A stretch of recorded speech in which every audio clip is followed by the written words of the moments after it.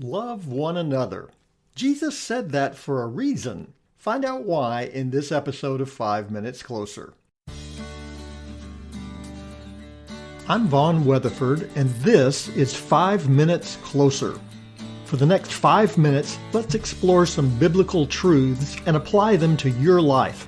No podcast, including this one, can transform your life or give you what you really need. Only Jesus can do that. You can find out why in what I've called the first five episodes of 5 Minutes Closer. Each following episode explores scriptural truths that, if you follow them, will bring you 5 minutes closer to the person God created you to be. Let's see if we can get you 5 minutes closer. Love one another. That's probably one of the best known statements Jesus made during his earthly ministry.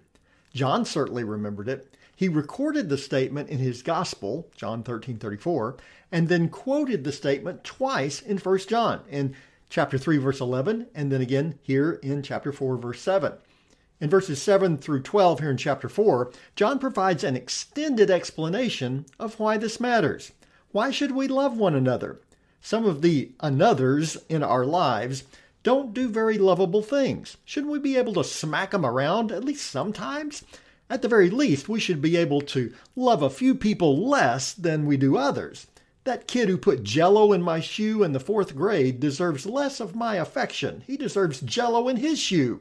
I had to wear tennis shoes that smelled like lemon lime for a week. John, however, is precise.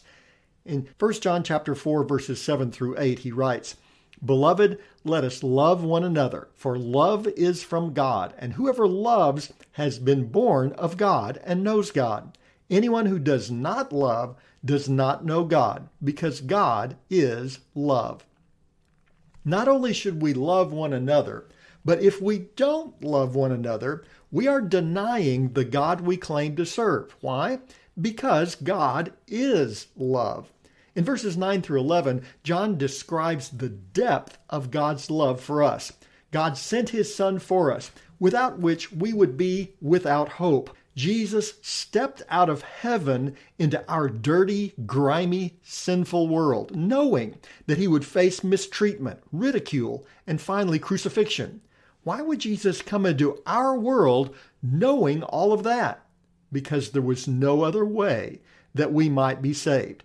That's how much he loves us. He who knew no sin became sin for us.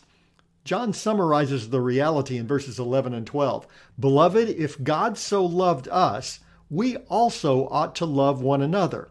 No one has ever seen God. If we love one another, God abides in us, and his love is perfected in us." If God loved you that much, if God abides in you, if God's love abides in you, then you must love one another. We have no other option. I remember when a member of our church returned from the Vietnam War. He had been a POW, a prisoner of war. That's a big deal in any wartime, but if you grew up in the 60s, you remember how significant POWs were in that era. People wore metal bracelets engraved with the names of POWs, vowing never to take them off until that soldier returned home. Some wore those bracelets for decades. This guy was a real, live hero, and our church celebrated his return. The church was packed on the Sunday night when he spoke, thanking those who had prayed for him. He described the horrible conditions that he and others had faced during their experience. As I listened, I could only think about how he and other soldiers who had paid the ultimate price had put everything on the line in service to the nation. Through the years, I performed several funerals for veterans. I've always tried to be sure to express to their families our gratitude for their service, and have watched in awe as current and retired soldiers performed military honors in tribute to the veteran and their families. I've never left one of those services without a renewed conviction of how we should never take the freedoms of our nation for granted.